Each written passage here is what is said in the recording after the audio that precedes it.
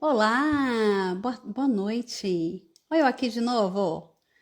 Bora bater um papo hoje. Quer estará conosco. A gente vai falar da maternidade atípica. Então, bora convidar o pessoal.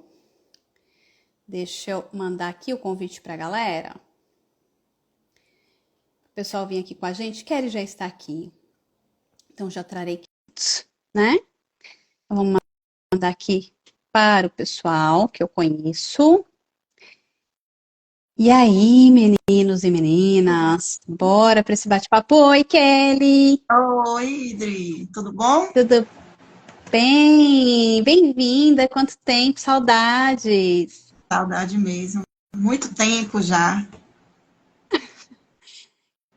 E aí, vamos bater esse papo hoje? Estou convidando o pessoal. Hoje foi um tanto quanto corrido. Contar para vocês como é que foi meu dia hoje. Misericórdia, Senhor. E o seu, como é que foi, mãe Meu memorável? dia, meu dia é corrido, como sempre, mas mas foi tudo corrido, mas foi tranquilo. Já tô naquele processo, estou me acostumando, não apareceu nada novo. Foi tranquilo. Na Não, correria meu de hoje foi sempre. um monte de, hoje foi um monte de coisa nova, né? Então imagina como é que a gente está hoje. Uhum. E aí, Pois me conte todas as novidades e sobre o que a gente também hoje vai falar, né? Que é justamente sobre essa correria, né, Dri? Pois é. Kelly, se apresente para o pessoal que está comigo. Quem é Kelly? Nos diga o que que você faz, qual que é o seu trabalho. Vamos lá. Kelly é uma mulher trabalhadora, né? Como todas, a maioria, mãe de uma menina de 5 anos, mãe de Heloísa, que tem paralisia cerebral, e terapeuta energética também, né? E atuo nessa área, principalmente ajudando as mães, não é? Que também se encontram nesse mundo aí de ter uma criança com paralisia cerebral ou qualquer outra deficiência também, né? Então, é ajudando mesmo e trazendo essa consciência para essas mães. E é isso. Pois é. E outra, e ainda estou aqui num desafio que está tomando muito meu tempo, que eu estou elaborando mesmo uma pesquisa científica sobre o termo atípico na vida das mães, né? Como é que ela afeta ali o seu processo mesmo diário, né? E principalmente estou querendo trazer aí o arquétipo que essa palavra traz, né? Da grande mãe, da heroína. Então, tô assim, naquele vucu-vucu maravilhoso. E assim, né, para o pessoal que já segue a gente, que é a terapeuta e tudo, o arquétipo da heroína é muito comum pra gente, mas para quem não acompanha a gente, o arquétipo da heroína, o que o herói tem, né? Vamos pegar aqui o exemplo a Diana, que é a Mulher Maravilha. Ela é Sim. solitária, ela faz tudo sozinha, ela salva todo mundo e nunca se salva, ela precisa lamber as próprias feridas. Gente, esse lugar é pesadíssimo. Muito E, pesado. inclusive, não só as mães atípicas, né? E também a gente vai falar um pouquinho desse termo aqui hoje, mas as mães, no geral, carregam muito esse arquétipo da Diana. Parece que a gente é Uhum. estimulada a carregar, né? O arquétipo da Mulher Maravilha, da que salva todo mundo, né? Então, Isso. enfim, não é leve esse lugar. Não é leve esse lugar e ainda tem o da grande mãe, né? Também tem esse arquétipo também que a palavra, o termo atípico traz, que é daquela mãe que tem que sofrer para cuidar do seu filho, né?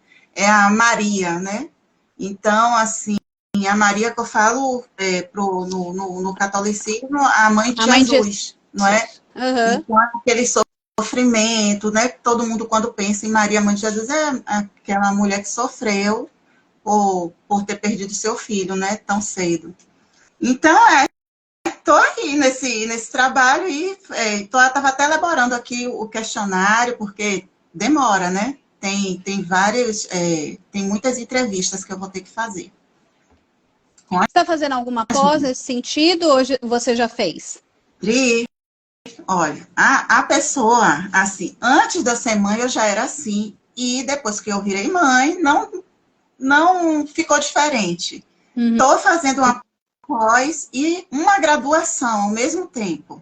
Pensa, estou fazendo uma pós porque era da minha outra formação e agora estou fazendo uma graduação e por isso estou aqui desenvolvendo esse trabalho. Eu vou começar logo, porque quando chegar no final eu já quero estar com isso pronto para entregar.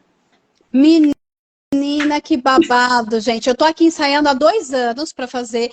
Na verdade, eu tenho 3 pós ali, que eu já até comentei com vocês aqui, que estão no gatilho. Então, uma delas é de psicanálise clínica, quero fazer uma pós nessa área, por mais que eu já atenda com a psicanálise, né? A outra é neurociências ou TEA.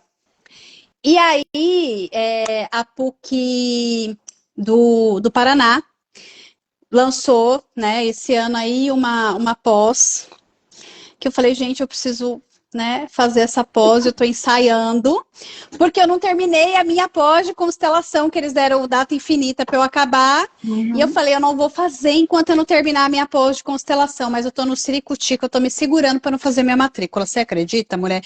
Porque a gente não para, a gente vai lá e cutuca, a gente já tem pouca coisa para fazer, tipo, não tem nada para fazer aqui não. A gente se enfia mais. Mas sabe o que eu acho? É porque a gente gosta de estudar. A gente gosta de estudar. E aí fica assim. Viu? Mas, é que na verdade, um dos meus hiperfocos é estudar. Deve ser o meu também. Eu nunca procurei saber sobre o meu hiperfoco, não, mas deve ser também. Mas diga, mulher, como que são essas nossas funções? Pronto. Porque, assim, o tema, as funções, né? Porque a gente, quando recebe o diagnóstico do nosso filho, vem lá todos os especialistas que a gente, pelo menos assim, comigo, que é diferente de uma mãe que tem filho autista, que vai depois, é bem depois, né? O filho já está com 2 anos, que aí vai procurar esses vários especialistas. Comigo, como foi logo no início, também, Heloísa nasceu, aí já fez a ultrassom do crânio, já foi detectado, então foi desde o início mesmo. Eu saí da maternidade já com a lista de especialistas para procurar. Ou seja, e aí a gente vai procurar os especialistas e quando chega nessa fase de fazer as terapias, e aí você vai procurar uma físio, você vai procurar TO, você vai procurar fono, vai procurar nutróloga, vai procurar um monte de gente. E você vai, a mãe, né, no caso, a mãe vai procurar esses especialistas na busca de um suporte mesmo, entendendo que aquele especialista vai abraçar ali todas as questões que o seu filho tem, e que você vai voltar para casa e vai cuidar só do que resta para você como mãe. Dar comida, nutrir, dar carinho. E a gente descobre que não é isso, né? Que não é isso. Que a gente volta para casa, mãe, você tem que fazer esse exercício, esse alongamento. Mãe, faz assim na boquinha, sabe? Vai fazendo, você tem que fazer. Então, é aquela sobrecarga que tudo que o fisioterapeuta está fazendo com o seu filho na clínica, você vai ter que repetir em casa. Ou seja, você vai virar uma fisioterapeuta também, você vai virar uma TO também, você vai virar uma fono, você vai virar nutróloga, tem mães que viram advogados também, né? Ou seja, olha quantas funções nós temos enquanto mães atípicas, né? Que aí, você sabe que eu não gosto desse termo, mas eu tenho que falar para as pessoas entenderem. Como é que a gente se torna essa mãe com esse peso, com tantas funções, que traz, sim, toda essa sobrecarga. Ou seja, você acaba deixando de ser mãe para ser várias ter várias funções que não são da mãe mais, não são de outros profissionais, tá entendendo? Então, eu vejo que... E assim, está cada um no seu quadrado, cada um preocupado com o seu papel, porque o psicólogo e o fisioterapeuta e os outros profissionais estão preocupados com o seu papel e quer dar o melhor e vai passar aquele exercício porque quer ver o resultado também ali na criança, do seu trabalho. Só que eu percebo que eles não enxergam aquela mulher mais como um ser humano, sabe? Eu entendo que eles precisam ter um olhar também assim, nossa, ela também vai passar por outros especialistas, não só eu, não é só eu que estou dando função àquela criança. Né? Tem várias outras, e todos vão fazer a mesma coisa com essa mãe, todos. Ô Kelly, você sabe que quando veio o diagnóstico do Heitor, que não foi cedo, né, por diversos motivos, entre eles aceitação, né, eu percebi que tinha alguma coisa diferente no Heitor, e meu marido, não vai, porque você está querendo colocar rótulo no meu filho, enfim, né, toda aquela história que a gente, aquela jornada aí, que a gente já ouviu de algumas mães, né. E quando ele veio, o médico encaminhou ele, o neuro, né, encaminhou ele para fazer terapia, passar com a fono, passar com a psicopedagoga. Ele não veio para TO na época, mas talvez ele precisaria um pouco mais à frente, porque o ano passado, por exemplo, o Heitor começou a mancar. Do nada, começou a mancar. E aí, quando eu fui buscar o diagnóstico, eu falei com meu marido, eu falei, olha, eu não quero sobrecarregar ninguém com tudo isso, porque eu, particularmente, sou uma pessoa que não dou conta de tanta coisa. E aí, por muito tempo, eu me culpei também por isso. Hoje a gente já sabe, né? Dia 24, faltando 2 dias para eu completar 42 anos, veio o meu diagnóstico aí do espectro autista, né? Então, inclusive, eu tô com um monte de guia, que eu fui na médica hoje, ela me trouxe todas essas guias, Kelly. TO, fono, eu tô com um monte de guia, gente, vocês não têm ideia. Eu falei, ai, gente, me sinto com 4 anos de idade, começando a fazer as coisas, gente. Essa coisa linda, minha criança deve estar explodindo de felicidade, mas não vai fazer tudo de uma vez, não. Pois é. Enfim.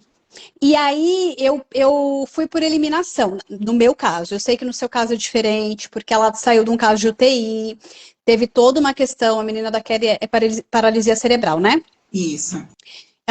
É um outro rolê, cada um tem o seu rolê, cada um sabe como é que funciona dentro de casa. Eu sou muito a favor desses médicos que falam assim, gente, a gente tem toda uma ciência por trás, mas o melhor é o que é o melhor para aquela criança, o que é melhor para aquela família. E tem médico que não, o melhor é isso, o melhor é aquilo. E aí a gente se sobrecarrega como família, a gente se sobrecarrega como mãe, a criança como paciente. Ontem a Marcelene falou que o filho dela teve uma úlcera, acho que com 7 ou 9 anos, porque ele estava fazendo 3 dias de intervenções por semana e ele não aguentou, ele foi internado com uma úlcera. Então, a gente precisa fazer todas essas intervenções, mas o quanto que tudo isso é saudável. E aí, o que eu fiz? Como foi a escola que me trouxe mais enfaticamente a questão do Heitor, eu comecei pela psicopedagoga, porque ele estava com questões como, por exemplo, ele falava benhasco, esmeralda.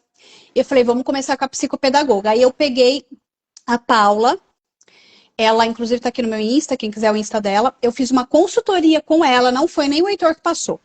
E aí a Paula me deu várias dicas e indicou um método chamado método Padovan. Não sei se você já ouviu falar. Não. A senhora Padovan faleceu ano passado e ela fez estudos, que ela era fono, né? E ela criou um método que ela une a fono com a TO. Então, quando a criança vai fazer a fono, eles fazem intervenções com terapia ocupacional também. Então, eles têm umas barras, eles rastejam no chão, eles rolam. Porque o que a senhora Padovan entendeu na época? Que não adiantava trabalhar a fala se, de repente, a questão da criança foi antes dela começar a falar. Então, em 3 meses de método Padovan, o Heitor deu um salto muito grande. Foi assim, não dá nem para explicar como é que foi. E aí, só que é uma intervenção que não é barata, gente, assim, na época ele fazia 2 sessões por semana e era quase R$ 2.000, e o convênio reembolsava a gente, tipo, metade disso. E a gente sabe como que são as condições de cada pessoa, e a gente sabe que nem todo mundo tem condições de investir nisso. E nunca é só o dia da terapia, é todo o que tem por trás antes. Sim, sim. E aí tem a questão, como você falou mesmo, nem todo mundo tem essa condição, não é? E aí, quando a gente vai procurar todo esse aparato e vai falar com os especialistas, eles também não olham essa questão social, né, de cada família. Não sabe se a mãe não sabe se a mãe está solteira, não sabe se a casa tem 1 quarto, 2 ou 3 quartos, não sabe se aquela mãe com aquela criança pegou um ônibus ou foi de carro próprio, ou foi de Uber, não é? Então, assim, por mais que tenha uma investigação, mas fica ali só no papel, sabe? Na hora do vamos ver, pau, pedra é pedra, embora, e vamos, e não está preocupado com a situação, porque eu fico olhando muito para a situação da mãe, sabe, Dri? É da mãe. Porque a criança, por mais que ela tenha uma deficiência e a gente, como mãe, esteja procurando melhorar a qualidade de vida dos nossos filhos, a gente também precisa desse olhar, não é? Porque se a gente não está bem, a criança não vai ficar bem. Se a gente não está bem, não vai ter condições de levar o filho nem para a terapia, não é? Então, eu acho pesado, eu acho sobrecarregado, sabe? Então, todo esse dar, devolver para a mãe, sabe? Sempre devolve para ela que ela vai fazer em casa, mas não sabe como é a casa que aquela mulher está vivendo. Ninguém sabe. Eu acredito, Kelly, e essa é a minha visão, tá? E visão como mãe e hoje como dentro do espectro, né? A gente precisa comer muito arroz com feijão para a gente chegar nessa equação. Eu tô falando a gente como sociedade, né? Uhum. E durante um processo tanto de investigação ou de entrega de tratamento para essas crianças e para essas famílias no geral, toda essa equipe multidisciplinar precisa começar a pensar nessa parte social, comportamental e emocional da mãe e das famílias que não são vistas. Não são vistas. É que as pessoas acham que é aquela família padrão, e a gente sabe que isso não existe. E, às vezes, por mais que a mulher chegue numa entrevista, né? Porque sempre quando você inicia o tratamento, você sabe disso, tem aquele questionário. Pergunta um monte de coisa. E por mais que aquela mulher... Aqueles questionários, Kelly. Aqueles. E por mais que a gente fale assim, que uma mulher chegue e diga, ah, não, eu convivo com o pai, sabe? Mas o pai tá só vivendo, né, dentro de casa, ele não está participando, né? Não está participando, está até fugindo. Eu tenho relatos de mães mesmo que o marido se esconde no trabalho. Tipo assim, eu já trabalho, eu estou trabalhando, demora até de voltar para casa para não ter que enfrentar aquela situação toda, para dar aquele apoio, porque eles percebem que é uma sobrecarga, mas percebe e faz o quê? Foge. Quem fica é a mãe, né? Sempre quem fica... E sem contar um outro ponto, Kelly, porque eu atendo bastante homens na psicanálise. Os homens que nasceram 90, metade do começo, né? Anos 90, 80, 70, eles não foram preparados emocionalmente, eles não reconhecem as suas emoções, eles entram no processo de fuga sem perceber. E a sociedade trouxe essa construção para ele, do provedor, do trabalho muito, fico muito imerso. E mesmo aqueles pais que participam, às vezes é um desafio. Por exemplo, na primeira consulta do neurocoitor, meu marido ia, e aí apareceu uma reunião para ir. Gente, foi péssimo. E normalmente é a mãe que inicia o processo. Imagina eu que tinha levado negativa por vários anos, que eu sempre soube que alguma coisa funcionava diferente naquela criança, e eu ter aquela negativa. E esse foi a segunda vez na minha vida que um profissional da saúde sugeriu que eu pudesse minimamente estar inserida naquele contexto. Porque naquele dia, na entrevista, eu não lembro que pergunta que foi, eu apaguei. Ele fez uma pergunta, eu lembro que eu falei alguma coisa de sinto, ou sentir. E aí ele olhou no fundo do meu olho e me confrontou, falou assim, peraí, me explica melhor o que é isso. Aí eu recuei, porque aquele processo era do Heitor. Eu falei, eu não vou entrar na minha. Aquele processo, esse processo é do Heitor. A gente já demorou para entrar. E aí, de novo, a mãe sai de cena para que aquela criança tenha o melhor. É, a gente faz isso, né? A gente faz isso. Faz isso muito, mas está na hora de não fazer, não é, Dri? Começar a se olhar também, porque a gente precisa também cuidar da gente, ver os nossos processos para poder cuidar dos nossos filhos. E aí eu venho, o que deve estar causando isso também? O que deve estar causando isso é esse nome atípico. A gente vai tirar esse nome atípico desse processo da gente. Não é mãe atípica, não, gente. A gente é mãe, é só mãe e pronto. Não é? Para tirar essa sobrecarga, essa carga tão grande, esse peso tão grande que essa palavra traz. Mas, bom, isso aí é assunto para depois. Kelly, deixa eu trazer mais o elemento para temperar esse trem aí, tipo, do quanto que pode ser pesado. Por exemplo, dentro do contexto, né, da que a Kelly traz, né, na questão dela, foi uma questão ali da sua menina, formação, parto. Agora, quando a gente traz, por exemplo, contexto como transtorno de déficit de atenção, transtorno do neurodesenvolvimento ligado ao autismo, por exemplo. Gente, hoje eu tô desregulada, tá? Então eu vou ficar um pouco mais lenta para falar, porque hoje foi pauleira, mas a gente vai conseguir, vamos lá. Hoje eu consigo falar isso, que lindo. Bom, se a gente tá falando, né, dessas coisas, autismo e TDAH, vamos trazer o seguinte elemento: não cai manga de jaqueira.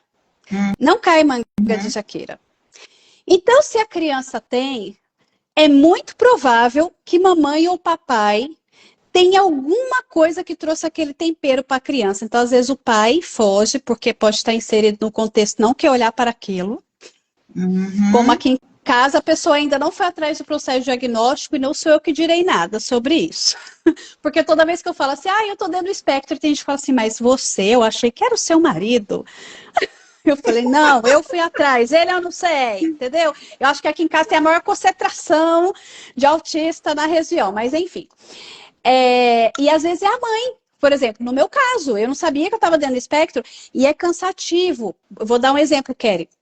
Cresci no ambiente hospitalar, com problemas respiratórios a infância inteira. Tive várias paradas respiratórias que hoje, para mim, vem muito claro. Tinha crise sensorial, desregulava, entrava em hiperventilação. Na hiperventilação, os capilares lá dos alvéolos começam a bater. Se a pessoa tem alto índice de inflamação pulmonar, vai ter o quê? Uma crise de asma. Então, era isso. Hoje, para mim, já está muito claro. Vivia sendo internada. Toda semana eu já chegava no Hospital São Paulo e já entrava. Você imagina como que é para mim marcar um médico, marcar um exame, quanto mais levar meu filho. Eu não dou conta, Kelly. E aí eu ficava me cobrando, e é o que a gente fica doente. Quantas mães você vê num cenário parecido, Kelly? Vejo muitas mães, mas eu vejo, assim, eu tô indo num ambiente que... Aí eu fico olhando por que os pais vêm para esse ambiente e não vai para outros, né? Porque a Heloísa faz ecoterapia e é um ambiente militar. Então, os homens tendem a ir mais para esse ambiente. Eu percebo os pais indo mais. Então, eu já fico ali na análise, né? Já fico observando. E eu vejo alguns traços, assim, em alguns pais, né? Mas só que a gente não fala, porque eu não tenho um gabarito nenhum para falar, eu não vou chegar, eu não sou médica, não vou dar diagnóstico para ninguém, mas a gente, toda mãe, todo mundo que frequenta os lugares e que conversa muito com os especialistas, a gente acaba absorvendo e acaba como a gente começa a identificar também, né? A gente também começa a ficar meio especialista ali. Mas os pais, geralmente, eles camuflam, né? Eles não... Eles ficam numa posição de poder, assim, que meio que fica camuflado. Não sei se você está entendendo o que eu estou querendo dizer. Eu tô entendendo, porque que nem hoje eu tive a consulta com a psiquiatra, né, para ela fechar o laudo, ver quais intervenções que a gente vai fazer. E assim, eu mexo muito as mãos e uma das minhas estereotipias é mexer no cabelo. Isso para mim é fato. Aí, o que eu faço? Eu tenho um movimento que eu cruzo a perna, coloco uma mão debaixo da coxa e a outra da outra. Eu prendo minhas mãos e eu me travo. Então, é isso que a Kelly está dizendo. A gente começa a criar mecanismos, a gente chama de masking dentro do espectro, né? Então, a gente começa a criar máscaras para a gente conseguir viver na sociedade. É isso, basicamente isso. É isso mesmo.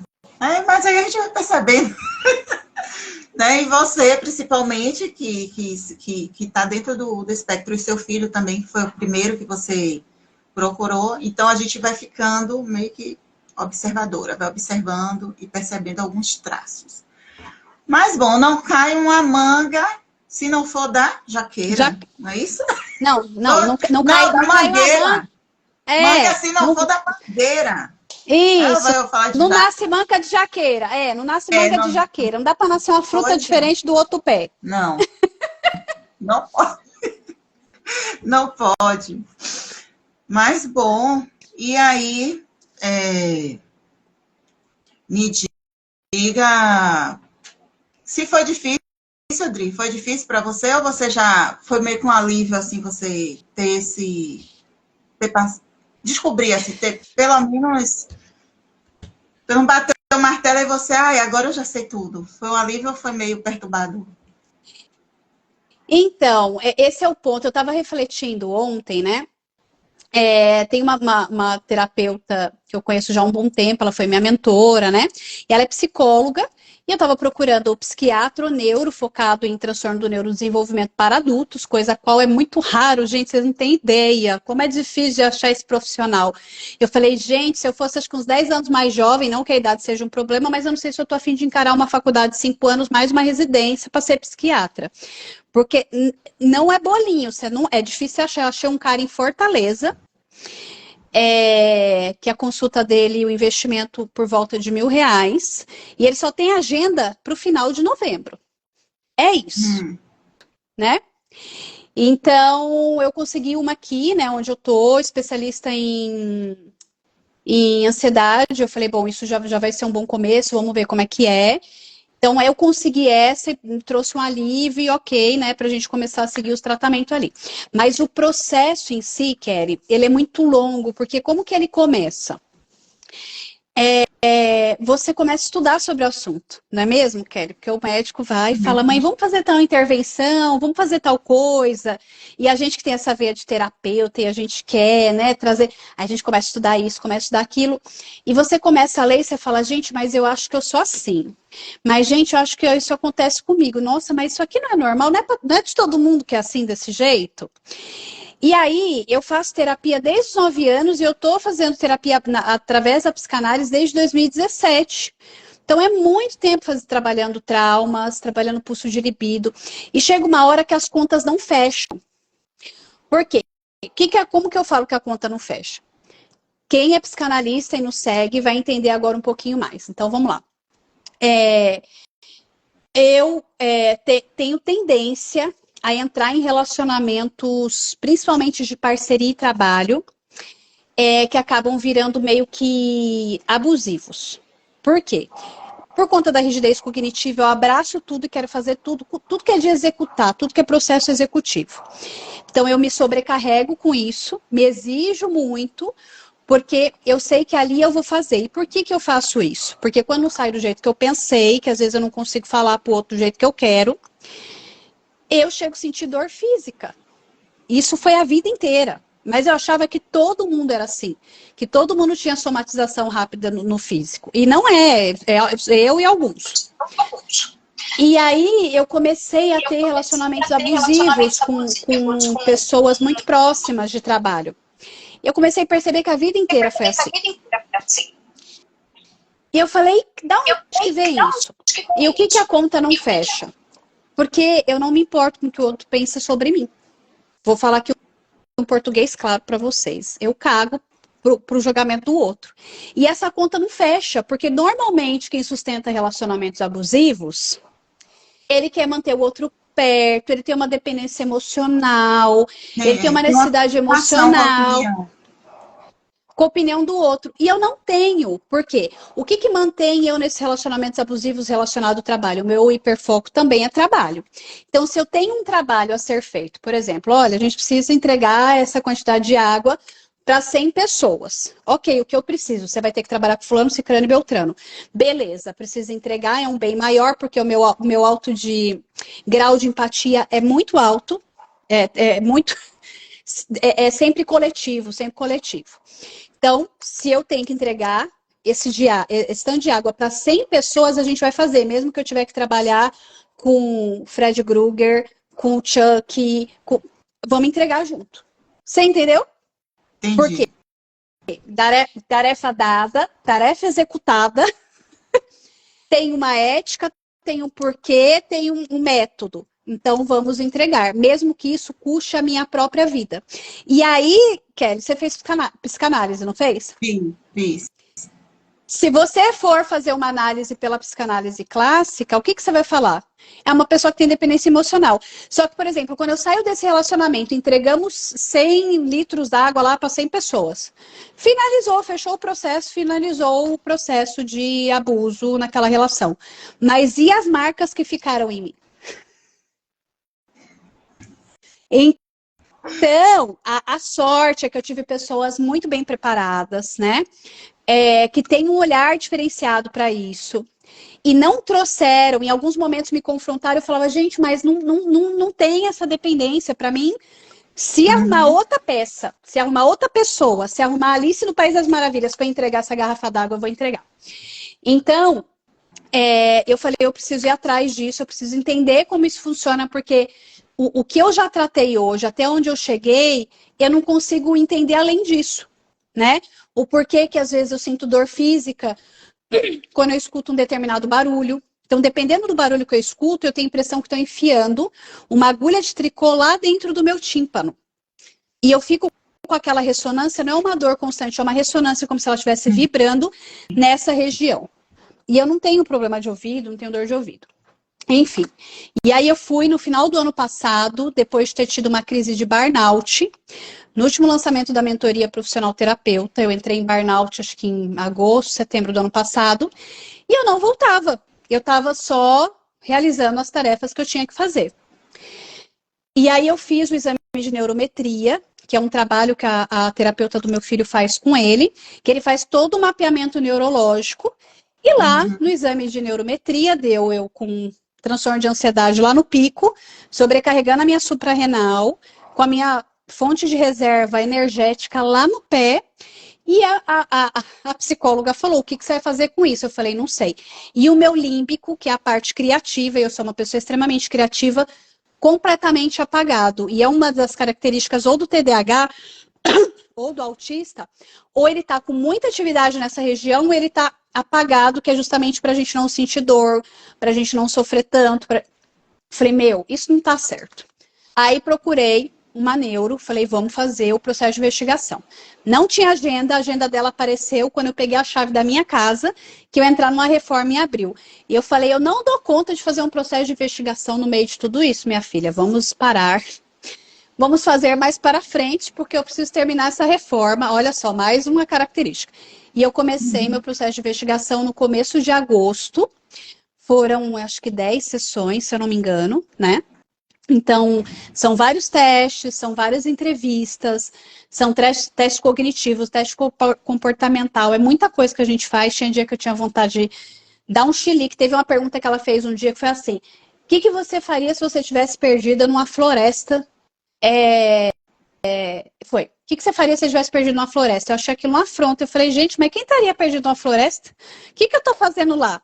Eu olhei pra cara dela e falei, impossível, eu jamais iria num lugar desse, a não ser que caísse um avião e eu ficasse perdida lá ainda se eu estivesse viva. Ela olhou pra minha cara, assim, ficou muito espontâneo, gente. Falei, como assim eu estaria numa floresta? Nem acampar eu gosto, minha senhora. Você está me perguntando o quê?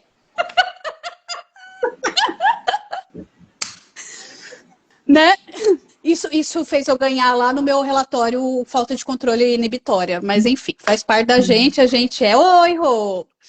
Então, enfim, veio o diagnóstico, eu fiquei ruim, porque por 2 semanas a gente não teve sessão, porque ela foi conversar com a minha mãe, ela foi fechar o relatório, e aí eu colapsei nesse período, Kelly, porque tinha viagem de escola do Heitor, que eu já não queria deixar ele ir, mas estava deixando.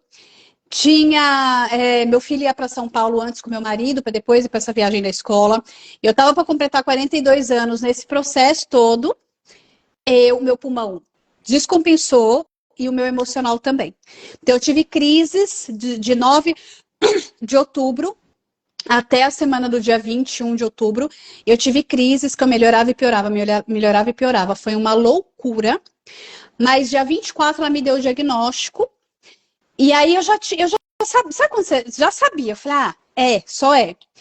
E aí na hora que ela entregou o diagnóstico, a primeira frase que me veio à cabeça: não ter feito esse processo na infância me custou caro.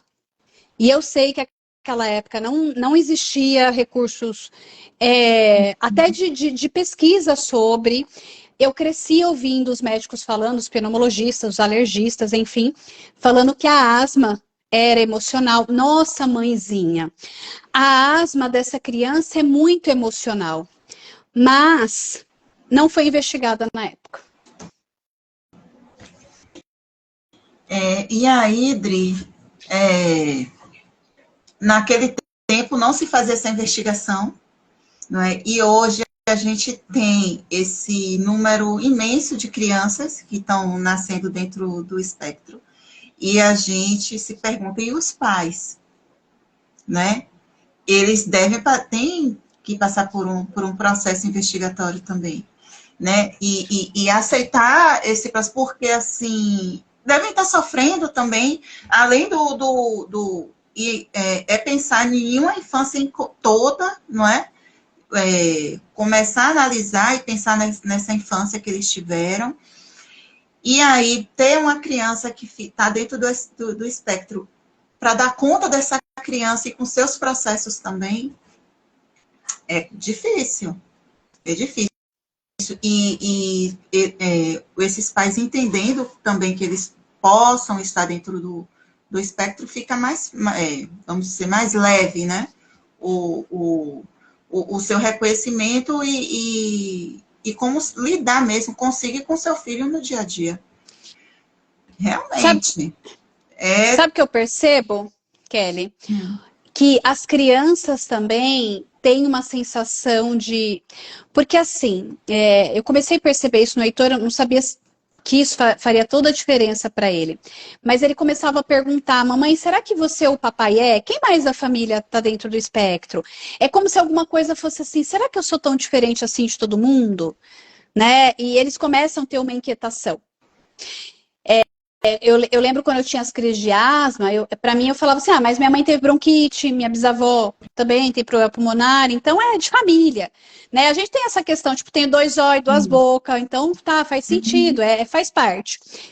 E aí, para essas crianças também traz essa sensação de pertencimento, né? Meu filho, ele voltou dessa viagem que ele foi para um parque aquático, uma excursão da escola, ele desceu do ônibus, ele agarrou na minha mão, assim, abriu os olhão, assim, que o Heitor, ele olha bem dentro dos olhos. Aí ele falou, e aí, mamãe, você é ou não é? Aí eu falei, não é o quê? Ele, mãe, você recebeu o seu resultado, me conta. Eu falei, sim, a mamãe tá dando espectro autista. Aí ele, eu sabia! E assim, foi um negócio pra ele, menina. Eu falei, gente do céu! Que presente! Né? Ele recebeu como presente, mas é como você falou, é a questão do pertencimento mesmo, né? Eu não sou diferente do papai e da mamãe, não é? É E a gente importante sempre isso. trouxe, e a gente sempre trouxe essa igualdade, que não tinha nada de errado com ele, que era uma forma dele funcionar, cada um funciona de um jeito, mas eu acredito que ainda é mais do que isso, eu acredito que isso é sistêmico. Se a gente olhar historicamente, socialmente, pessoas que tinham uma manifestação neurológica ou de psique diferente do que a sociedade normatizava, né? Tanto que para mim esse diagnóstico ele está mais para a sociedade do que para mim, porque eu sempre soube que eu funcionava assim. A gente estigmatizou tanto, a gente trancava essas pessoas na era dos manicômios, a gente testava coisas nelas na era dos manicômios, e vocês podem pesquisar historicamente, tem filme que fala sobre, enfim, né? Que parece que sistemicamente veio esse grito de vocês vão incluir essa galera, porque essa galera que era presa antes são pessoas Eram que vão ditas, vir ser principalmente, eram ditas como histéricas, né? Tão histéricas, loucas, enfim. E hoje são pessoas agentes e facilitadores da transformação da sociedade que a gente vive. Uhum. É isso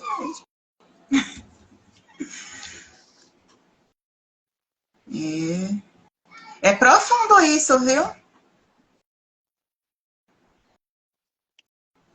Pois é, mulher.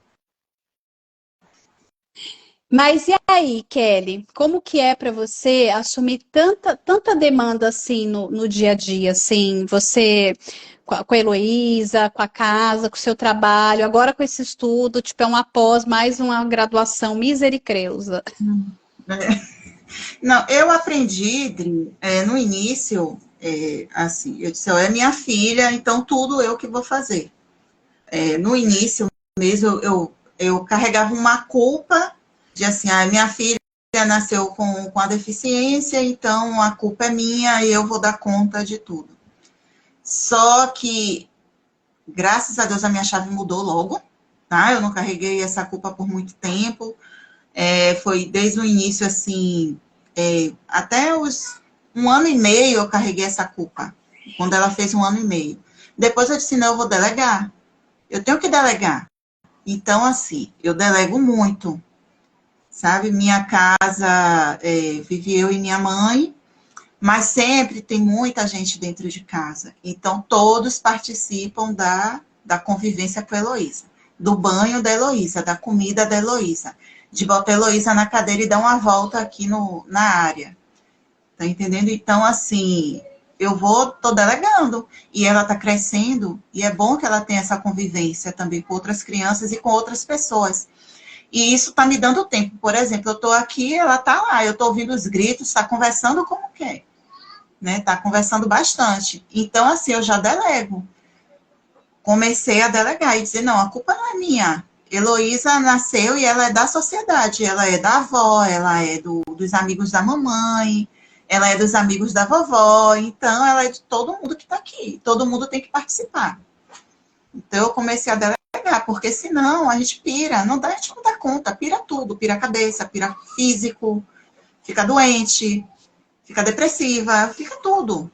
Né? Então é delegar, é soltar, tem que soltar. Eu aprendi a soltar. Ô, Kelly, e ela tinha expectativa de fala? Como que era isso? Porque assim, a gente tá falando tratamento, mas a primeira coisa que a gente recebe é uma paulada, né? Não é um tratamento, a gente recebe uma paulada, a gente recebe um diagnóstico. Sim. E esse foi o assunto de ontem, né? O quanto que não receber um diagnóstico no tempo ideal pode custar caro. Isso é para qualquer coisa. A gente falou ontem sobre o autismo, mas assim, qualquer coisa. Se eu sei o quanto antes que eu tô com uma esteatose de fígado, que é gordura no fígado, e tratar antes, melhor. Se eu souber ali que eu tô com câncer de mama no começo e tratar o quanto antes, melhor. Então, todo diagnóstico no tempo ideal, quanto antes, ele é importante, fundamental e salva vidas. Mas, junto com o diagnóstico, vem eu digo que eu vou te falar que o diagnóstico do Heitor foi mais pesado do que o meu. Não sei se o meu ainda vai bater a bad lá na frente, porque eu tenho tardio esses processos, né? Que nem minha avó morreu em 2012, eu só fui viver o luto dela em 2020. E é uma das características que está dentro do espectro. Então, eu não sei se esse meu diagnóstico vai bater isso mais para frente, mas enfim, estamos em terapia, aguardamos cenas dos próximos capítulos, um dia de cada vez. Mas quando veio do Heitor, eu senti um gosto como se eu estivesse chupando uma meia chulesenta molhada. Porque vem o azedume, o que eu fiz de errado na minha gestação? Eu tomei antidepressivo porque eu estava depressiva, a culpa é minha dessa criança estar assim, meu Deus, mas será que meu filho vai desenvolver? Gente, será que eu vou poder morrer para deixar essa criança viver a vida dela? Vem umas coisas louca na cabeça, que vem junto com o chip que acho que instalam quando a gente vira mãe, quando a gente engravida, sabe? Que não dá para explicar. Então me diga, Kelly, como é que foi esse diagnóstico para tu?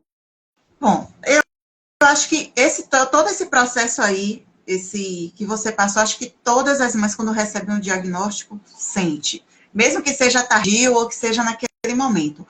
Para mim, foi depois. Eu não ouvi quando a médica me falou. Ela falou e eu não escutei.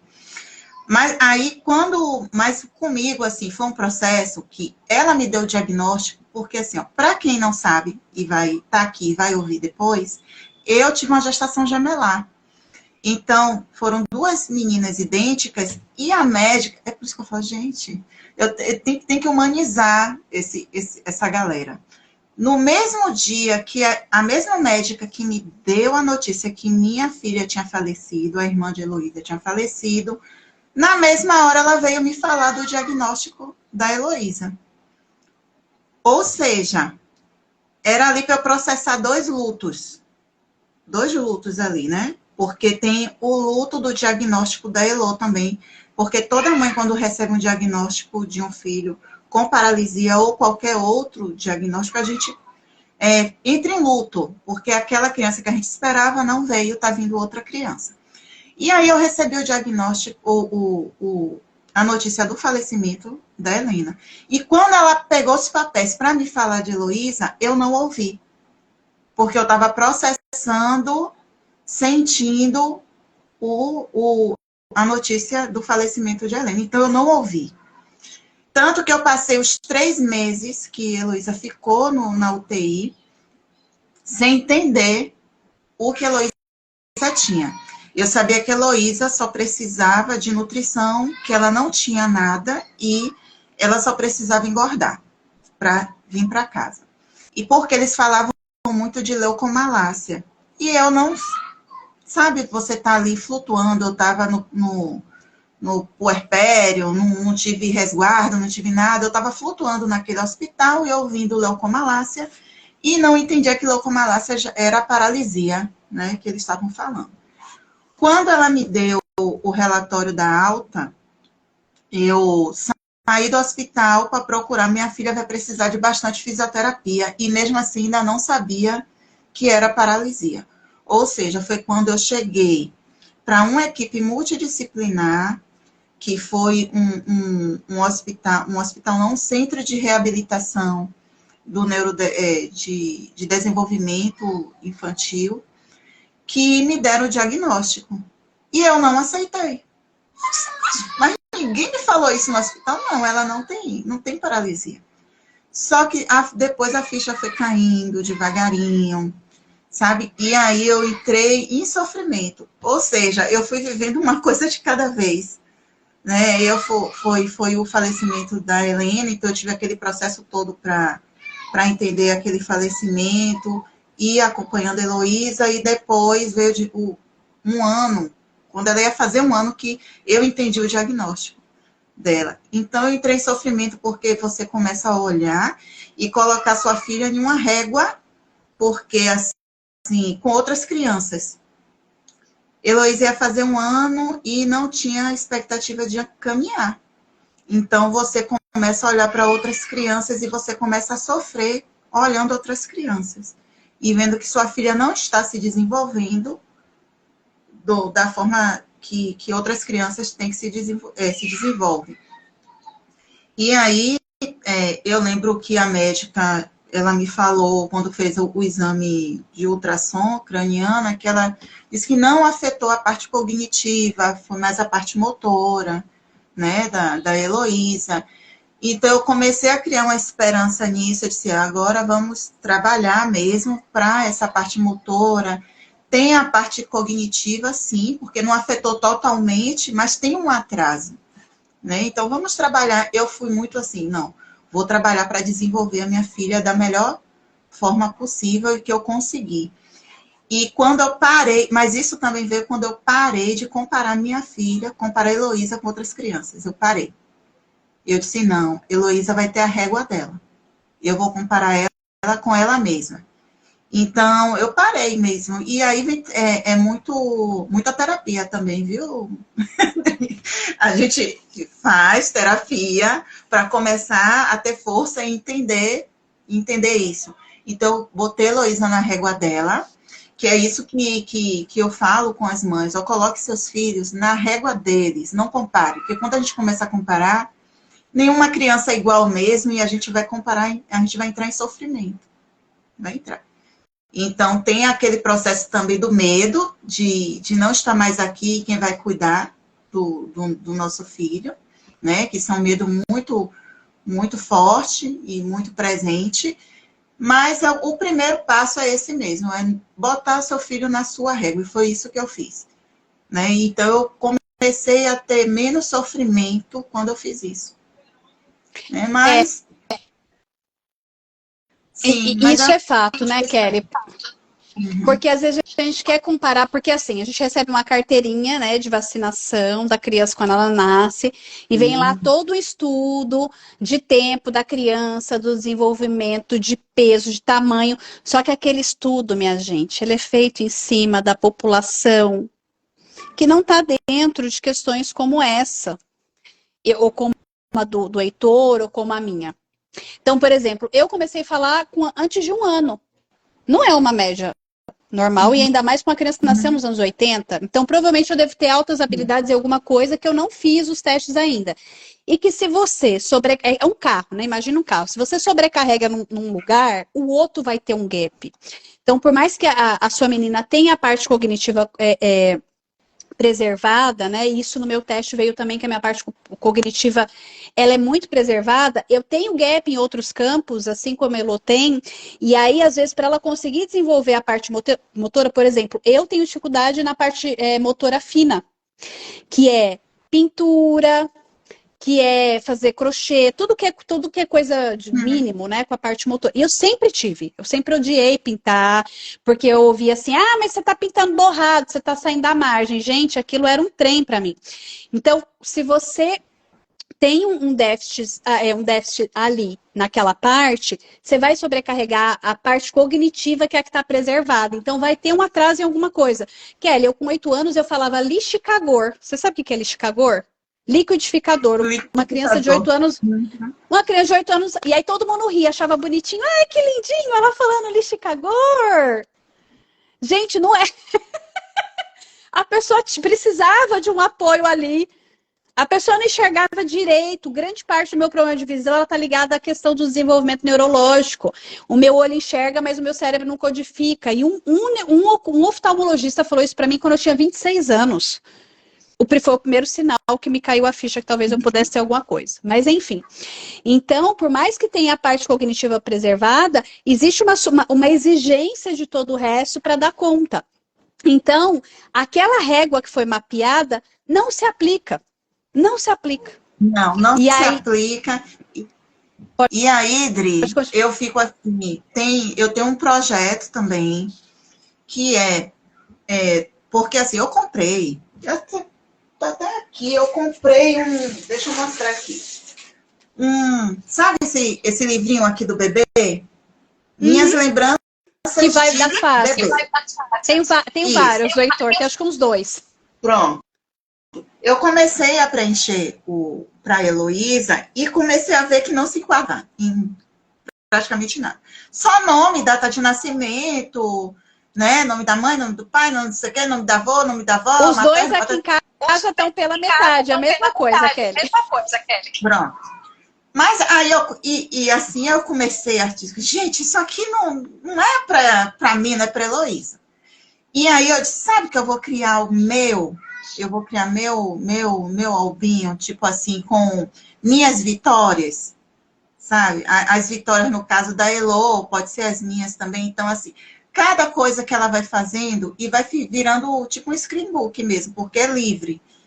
Sabe, ela falou isso, colar ali uma fotinha, sair escrevendo, o dia que ela falou, o dia que ela teve esse desenvolvimento, porque não está no padrão, e às vezes a sociedade quer colocar todo mundo dentro de um padrão, de uma caixinha, e todo mundo vai fazer isso, tudo bonitinho, do jeito que é padrão, e não é. Então, assim, é outro projeto também que eu estou querendo colocar para frente, é que as mães criem essas memórias, por isso que tem o Menos Atípica mais memorável, que é o tirar esse peso, essa carga da palavra típica e criar memórias afetivas, né? Memórias que vai ali ajudando aquela mãe no comportamento, socialmente, psicologicamente, porque ela vai criar memórias afetivas com aquela criança que está no padrão dela, está na régua dela, e que a gente começa a admirar e amar essa criança do jeito que ela veio. Pois é. Pois é. Um bocado de coisa para frente. E aí, isso é um desafio, porque assim, eu participo de algumas comunidades, né, de mães, e não é de hoje que eu participo, e existe uma resistência muito grande, existe uma competição entre mães, eu sofro mais porque o meu filho é suporte nível 3, eu sofro mais, porque, gente, não existe isso. A gente não tem ideia, e eu falo por experiência própria. Um suporte nível 1, dentro do espectro, tem uma escala. Ontem, né, o Heitor teve uma sobrecarga sensorial e ele teve febre. É como se fosse tão sensível, né? Por exemplo, essa questão que nem a Kelly, né, com a menina dela, da paralisia cerebral, do espectro autista, do TDAH. Existe uma forma de funcionar e de se manifestar no mundo e de captar esse mundo tão intensa que a gente sobrecarrega o nosso sistema de uma forma tão... Não dá nem para explicar, gente. É muito assim, é como se a gente enfiasse o dedo na tomada.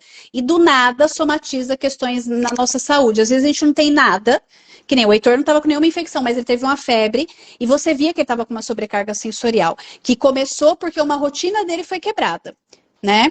E aí isso vai escalando. E se eu não intervisse ali, aí as intervenções que as mães fazem. Ontem eu estava bem desregulada, bem cansada. Ele teria hoje, por exemplo, desenvolvido uma laringite, que é o que normalmente acontece. Uhum. Não é, Kelly? Então, assim, parece que a gente tem não uma saúde mais frágil, mas a gente tem um processo de somatização muito mais rápido e intenso no nosso corpo físico. É ou não é? É, sim. E aí, essa questão mesmo como você falou, das mães ficarem eu sofro mais. Não tem esse eu sofro mais. Está todo mundo dentro da sua realidade, né? Todo mundo vivendo ali seus desafios, né? E cada uma sabe o peso que carrega. Cada uma sabe. Pois é. Pois é, e é sempre desafiador. E no lugar da gente começar a competir, que a minha dor de ser mãe, suporte nível 1, é menor que a mãe de suporte nível... Gente, esse ano o Heitor recebeu, no exame de sangue, porque né, a gente faz os controles lá, que ele tá com colesterol alto. E aí? Com seletividade alimentar. Isso a longo prazo é uma bomba relógio. Quer dizer o quê? Que o meu filho pode infartar, que a média de infarto é 40 anos nos homens, né? Então, eu tenho um exame desse com meu filho aos 9 anos, 10 anos, é dizer, olha, mãezinha, seu filho reduziu em 10 anos a probabilidade dele ter um infarto. E aí... Imagina o seguinte, eu começo a fazer conta, quando eu tiver 30 anos, quantos anos eu vou estar? Meu Deus, se acontecer alguma coisa com meu filho. Detalhe, eu sou autista e não sabia. E aí, como é que a gente faz? A gente pira o cabeção. A gente começa a ter umas crises de ansiedade, 2 sessões de terapia por semana. E as mães dessas crianças crianças que precisam desse suporte. Se não tiver um suporte, a gente colapsa, gente. Vocês não têm ideia de ter o piripaque do Chaves. Quem achou pro Chaves que o Chaves tinha aqueles piripaque? É verdade. E precisa de suporte, principalmente dentro de casa. Eu tô com uma mãe mesmo que ela não dorme. Ela e o filho sozinho. O filho dela é autista e ele não dorme.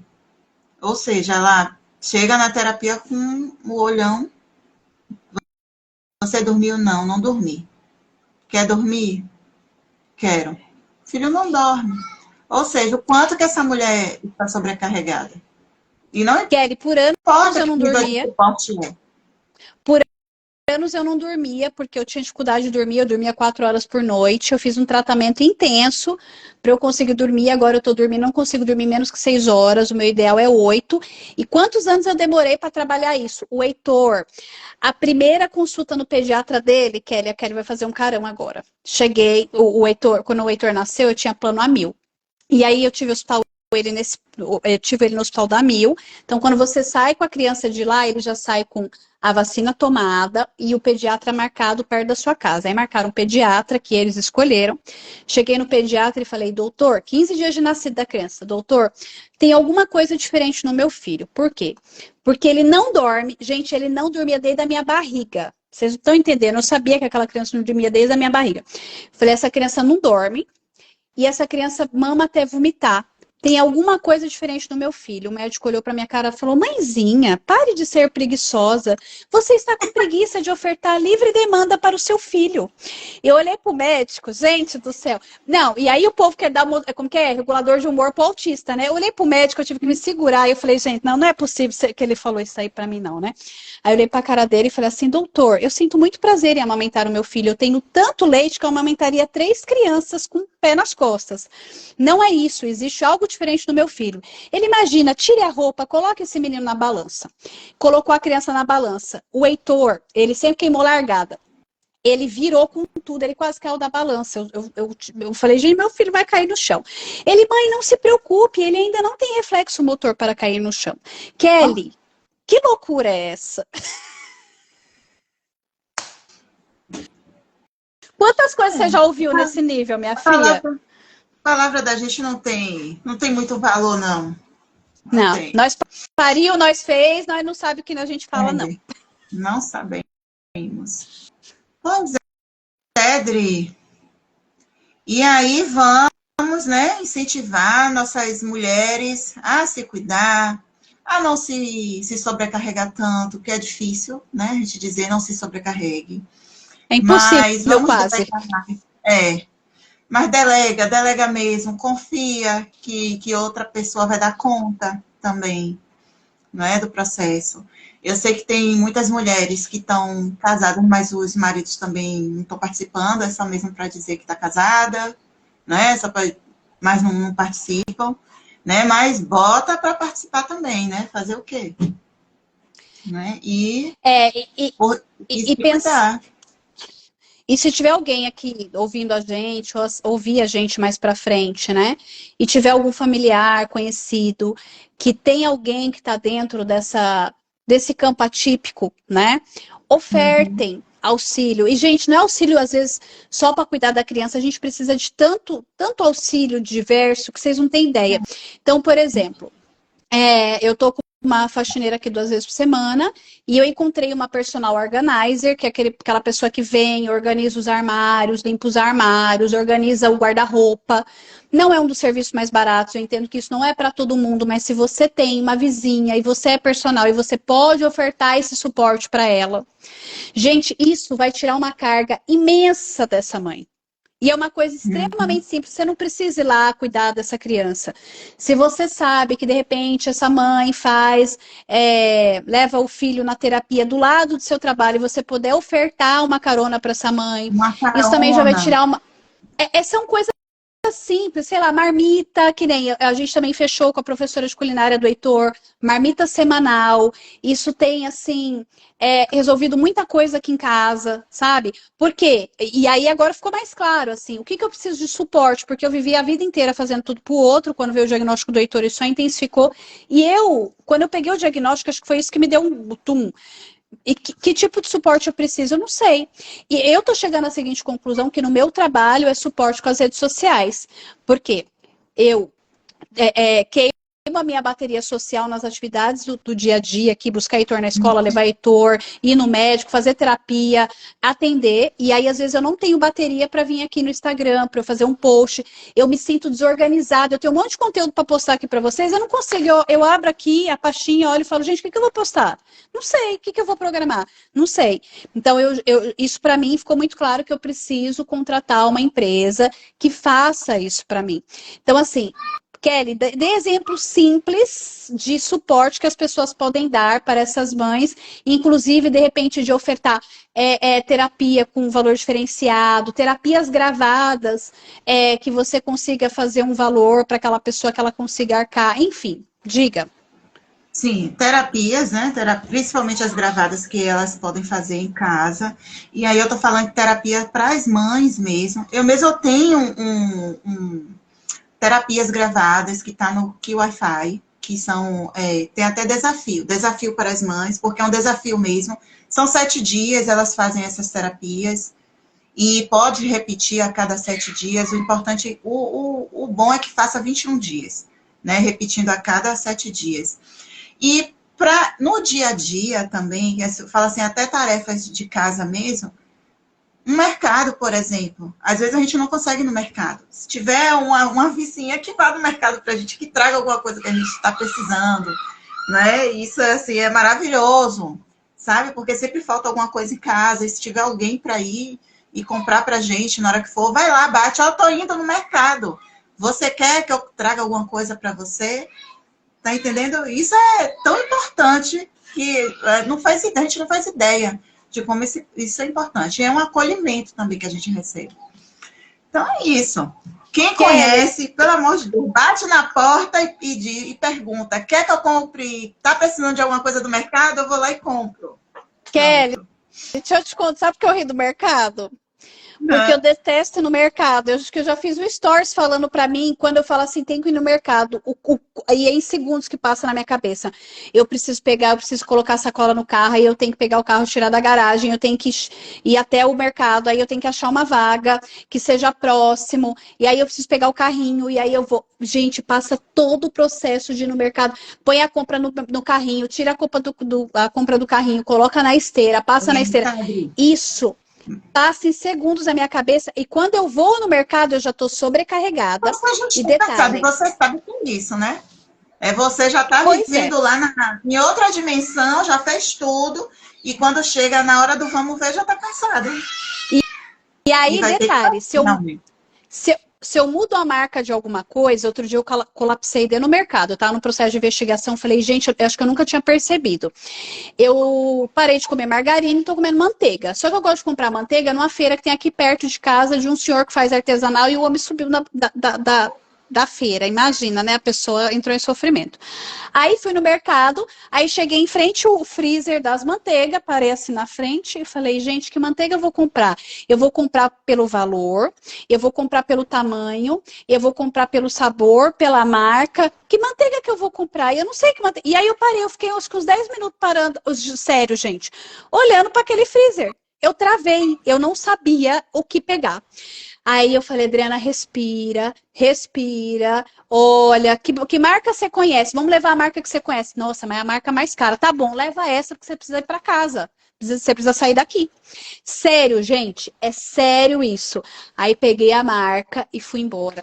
Mas eu fiquei extremamente cansada de ter acontecido isso. E é um cansaço que não dá para explicar. Então, você imagina, se essa mãe estiver dentro, enfim, de algum diagnóstico que ela ainda não recebeu, e ela tá com toda essa sobrecarga e ela ainda vai no mercado, misericórdia, gente, oferecer uma ajuda de ir no mercado é mais do que válida. Eu falo por experiência própria. Rosângela, ela tá dizendo aqui, ó, que eu detesto ir no mercado com a força da alma dela. É todo mundo que gosta de mesmo eu também não gosto não, viu? Não gosto não, vou a pulso. Mas é isso, ofereçam apoio, ofereçam ajuda. Oferece ajuda. E as mães delegam também, viu? Porque eu delego, estou delegando. E não estou preocupada se a pessoa diz, não, mas foi você que pariu, você que tem que dar conta. Não, nada disso. Eu tô deixando essa criança para a sociedade. E é isso. E olha só, Kelly, quando o Heitor nasceu, a rede de apoio do Heitor, nossa, né, em casa, era a escolinha, porque era eu, meu marido, e o Heitor foi para a escolinha com 5 meses. Então, assim, não tinha rede de apoio, meu bem. Não tinha. Eu criei meu filho. O Heitor adora ir para a escola, gente. Hoje, como ele tava com febre ontem, ele não foi para a escola hoje. Ele fica, ai, mãe, mas eu não fui para a escola. Ai, gente, o Heitor adora ir para a escola. Isso é bom, né? E a gente também adora, né? E a gente também adora quando as crianças vão para a escola. Quem não gosta, Ave Maria? Adoro quando a Heloísa vai para a escola. Adoro. Mas, Kelly, me diga, o que você tem de trabalho hoje focada para essas mães que precisam desse suporte? O que você tem hoje para ofertar para essas mulheres? De repente elas estão aqui, ou elas conhecem alguém que pode acessar esse trabalho. E eu sei, gente, que é mais uma coisa para a gente investir, porque eu sou mãe que estou ali dentro, e agora também estou dentro do cenário, e aí eu comecei a olhar as guias, eu falei, gente, Jesus, o que eu farei primeiro? Quando levarei o meu filho para a terapia? Que horas que vou trabalhar? Né? Que horas que eu vou sentar e dormir, né? Na minha casa, entendeu? Porque ela me deu um monte de trem, eu falei, eu nem sei o que eu vou fazer. E detalhe, ela queria que eu fizesse atividade física todos os dias. Eu falei, mas minha senhora, o que vamos fazer aqui? Tenha fé, né? Uma coisa de cada vez, porque não dá. Então, assim, a gente sabe que tem muita coisa que acontece no nosso dia a dia. Então, diga o que você tem para ofertar hoje aí, para facilitar para essas mães. Pronto. Hoje, eu tô assim, com a agenda, tá bem apertadinha. Então, assim, eu tô dispondo só de um dia para fazer atendimento individual. Mas o que foi que eu fiz? Eu criei esse desafio que tá no que Wi-Fi é baratinho. Você nem se pode falar o preço aqui, mas é R$13,99. R$13,99, é baratinho. É um desafio que eu gravei com todo carinho, ensinando técnicas para essas mães desobstruírem mesmo, relaxarem, descansarem, não é? E ter uma vida mais leve mesmo, para agilizar ali todo o processo do dia, e elas podem fazer qualquer hora, em qualquer momento, o momento que elas sentirem que tem aquele momento para elas, elas podem fazer, assistir rapidinho e faz. E vai ficar para elas aí para a vida toda, né? Esse é um projeto, é o que eu tenho hoje para oferecer, além do atendimento individual também. Mas, outro trabalho também que eu estou fazendo com as mães é dentro de instituições mesmo, escolas, é palestra, né? Então, eu estou visitando, assim, as escolas, onde eu vou e converso com essas mães, faço essa reunião, converso, aplico técnicas terapêuticas também, e estou seguindo esse trabalho. Ai, que né? Além da pesquisa, né? Estou aproveitando para fazer essa pesquisa aqui científica aí do arquétipo da mãe atípica. Que delícia, eu tô toda orgulhosa, porque a Kelly foi uma das minhas mentoradas, a turma 2. Ai, gente, é tão lindo quando vê essa galera assim. Ai, gente, olha, o coração fica explodindo, gente. Como é que uma pessoa que não liga para a opinião da outra explode de amor quando vê um trem desse? É a empatia, gente. Olha, Toda contraditória. Bom, e eu... gente, eu tenho ascendente aquário, essa pessoa não podia ser diferente. A lua e meu emocional é aquário. Tem muita contradição, sabe? Eu não ligo, mas eu tô explodindo de amor, gente. Ainda mais quando é um negócio pro coletivo, uma coisa para transformação social. Eu acredito que a gente que tá dentro desse meio aí, acho que a gente veio com funções instaladas. Eu falo muito de função, Então, acho que a gente veio com... Você veio com esse chip aqui instalado. Tu vai fazer isso? Toma, vai. Você vai fazer isso? Vai. Eu acredito que é assim que a gente funciona. Então, o meu veio o chip dessa questão de acolher as pessoas, enfim, né? E esse meu lado traz até uma neutralidade em várias questões que eu atendo. Gente, eu atendo cada questão tabu que o pessoal traz para mim. Às vezes, de contar detalhe, eu falo, tá tudo bem. É a sua verdade. Né? Eu tô com um trabalho aí eu abri 2 horários para esse acolhimento de pessoas que estão em processo de investigação ou desconfiam e estão com medo de começar esse processo de investigação, porque é uma jornada. Outro dia eu tive uma procura de uma pessoa que está desconfiada de borderline, que também é um desafio, e ela falou, preciso entender como é que vai ser esse processo de investigação. Eu falei, eu não sei da questão do borderline, mas o meu processo foi esse, né? E aí ela estava com medo de iniciar, e aí eu disse para ela como que foi um alívio, né? Se liberar desse será que? Porque esse será que é uma penumbra muito complicada na nossa vida. Então, se você sente que precisa passar por um processo de investigação, não está com coragem de iniciar, não sabe onde começar, então eu estou dedicando 2 horários da análise aqui na minha agenda para acolher essas pessoas ou familiares que convivem com adultos que estão em processo de investigação, porque esse povo surta e o familiar sente. Então, me procura para a gente começar a fazer esse trabalho junto aí de análise. E tô com Respira Comigo, que vai ser amanhã e sábado, das 9 ao meio-dia, que foi um trabalho que veio, eu estava no meio da crise de asma, eu falei, corpo, o que você quer dizer? Aí o corpo falou, respira comigo. Eu falei, misericórdia, o que é isso? Então, é um trabalho para terapeutas e não terapeutas. Eu vou falar do sistema respiratório em paralelo com a metafísica da saúde, trazendo ali o quanto que as emoções impactam no nosso processo respiratório, no start de processos como ansiedade, questões ali pulmonares, né? Porque essa parte do sistema respiratório, por mais que eu não sou uma profissional da área da medicina, mas fiz técnica em enfermagem, então eu estudo muito essa parte de pulmão desde muito pequenininha, porque será, né? Então a gente vai falar sobre isso amanhã. E no final dos 2 dias eu vou aplicar a mesa da desprogramação neurobiológica para tratar questões emocionais que estão impactando a gente nessa questão do respira focado pro emocional. Então é isso, se você quiser participar, me manda o direct, eu já te mando o link. Tem várias formas, tem assim, a partir de R$ 49,90, que é só o ao vivo. E quem quiser o ao vivo mais o gravado, R$ 99,90.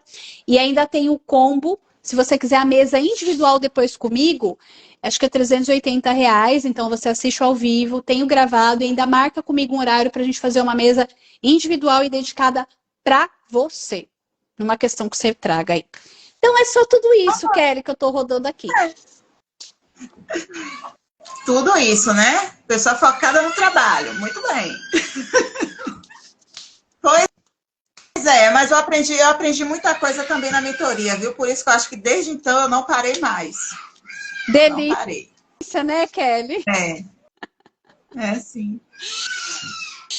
Então, quero agradecer de você ter vindo aqui. Eu espero te ver aqui mais e mais vezes. Eu preciso melhorar mesmo a minha agenda aí de lives. Eu gosto, sim. É uma coisa que eu gosto. Para mim é muito mais leve fazer isso do que eu ficar fazendo post. Por mim, eu faria todos os dias. Se quiser fazer live, me chama, que eu tô dentro.